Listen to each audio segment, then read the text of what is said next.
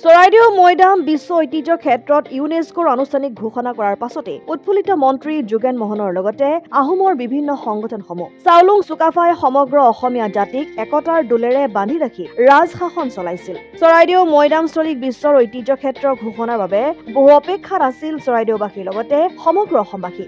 অৱশেষত ভাল খবৰটো অহাৰ লগে লগে উৎফুল্লিত হয় সমগ্ৰ ৰাজ্য। ইফালে চৰাইদেউৰ ঐতিহ্য ক্ষেত্ৰৰ পৰা কিছু নিলগত থকা চাওলুং চুকাফাৰ মৈদামত বিভিন্ন দল সংগঠনৰ সদস্যৰ লগতে পূৰ্বপুৰুষৰ আশীষ বিচাৰি মৈদামস্থলীত চাকি বন্তি ধূপ নৈবেদ্য আগবঢ়াই নেদেখাজনৰ ওচৰত আঁঠুলৈ কেবিনেট মন্ত্ৰী যোগেন মোহনে। আজি ত্যাগৰ ফলত আজি ৱৰ্ল্ড হেৰিটেজ হ'বলৈ সক্ষম হ'ল। গতিকে এইটো আমি আজি আনন্দ উল্লাহেৰে আমি ইয়াক ভৱিষ্যতে ইয়াক যে আমি মৈদামথলী যে ইয়াতে বিজ্ঞান আছে, ইয়াতে কালচাৰ আছে, এই গোটেই কথাটো আজি ৱৰ্ল্ডে স্বীকৃতি দিছে। ইউনেস্কোৱে স্বীকৃতি দিয়া মানে ৱৰ্ল্ডে স্বীকৃতি দিয়া। গতিকে এই দেশ বিদেশৰ পৰ্যটকসকল আহিব, আমি টুৰিষ্ট এট্ৰেক্ট কৰিব লাগিব, কালচাৰেল হেৰিটেজ কৰিব লাগিব, ইয়াত আৰু কাম কৰিবলগীয়া আমাৰ বহুখিনি আছে। গতিকে আমাৰো এতিয়া স্থানীয় বিধায়ক মন্ত্ৰী হিচাপে আমাৰ যথেষ্ট কাম বাঢ়ি গৈছে, দায়িত্ব বাঢ়ি গৈছে, আৰু আমি ৰাইজক লগত লৈ সকলোকে লগত লৈ আমি কামখিনি আগবঢ়াই নিব লাগিব।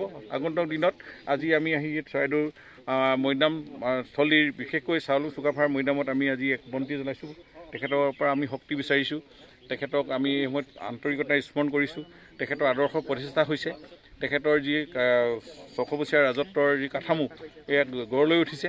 গতিকে ইয়াক বিশ্বই স্বীকৃতি দিছে। আজি তেখেতেও আজি মুক্তি পাইছে, লগতে ৰজাসকল ডা ডাঙৰীয়াসকল সকলোৱে মুক্তি পাইছে এই শুভ মুহূৰ্তত, আৰু তেখেতসকলৰ আদৰ্শৰে আমি আগন্তুক দিনত সমাজখন গঠন কৰিম, জাতিটোৰ হৈ কাম কৰিম। এই শক্তি আজি মৃতকে আমাক শক্তি দিয়ক, তাকে পুৰাতাৰা ওচৰত আমি প্ৰাৰ্থনা জনালোঁ। আজি প্ৰায় ৯ বজাৰ পৰাই চৰাইদেউ মৈদামথলী উখল মাখল, কাৰণ এই শুভ বাৰ্তা যে আহিব এইটো কথা নিশ্চিত আছিল আমাৰ সমগ্ৰ অসমবাসী, আমি শিৱসাগৰবাসী, চৰাইদেউবাসী, টাই আহোমৰ বিভিন্ন দল সংগঠন সকলোৱে আহি আজি আনন্দ উল্লাহেৰে এই স্বীকৃতিটোক আমি স্বাগতম জনাইছোঁ। আৰু তেওঁলোকে প্ৰথমেই আমি দেশৰ প্ৰধানমন্ত্ৰী নৰেন্দ্ৰ মোদী ডাঙৰীয়াক তেখেতক আমি কৃতজ্ঞতা জ্ঞাপন কৰিছোঁ। আমাৰ অন্তৰৰ সৈতে তেখেতক আমি হিয়া ভৰা শুভেচ্ছা জনাইছোঁ, আৰু তেখেতৰ শক্তিশালী হওক। তেখেতৰ অক্লান্ত পৰিশ্ৰমত দচৰা এখনেই মাত্ৰ ভাৰতবৰ্ষৰ পৰা গৈ আজি স্বীকৃতি পাবলৈ সক্ষম হ'ল।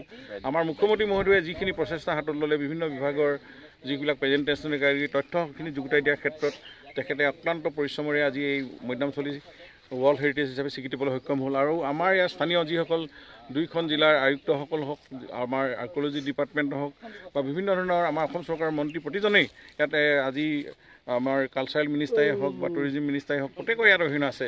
আৰু সাংসদ তপন কুমাৰ গগৈ ডাঙৰীয়াও ইয়াতে অৰিহণা আছে, বিধায়ক ধৰ্মেশ্বৰ কোঁৱৰকে আদি কৰি বিভিন্ন ধৰণৰ বিভিন্ন ব্যক্তিৰ ইয়াত কণ্ট্ৰিবিউশ্যন আছে। তাৰ ফলত আজি এই ওচৰ পাজৰ ৰাইজেও এইখিনি ক্ষেত্ৰত ক'ৰবাত মাটি এৰি দিবলৈ এৰি দিছে ৱৰ্ল্ড হেৰিটেজৰ কাৰণে, তেওঁলোকে যি একেবাৰে কৰিছে, সেইকাৰণে মই কৃতজ্ঞতা জনাইছোঁ। নাজিৰাৰ পৰা যদুমণি হাজৰিকা ৰিপৰ্ট, অসম আদিত্য।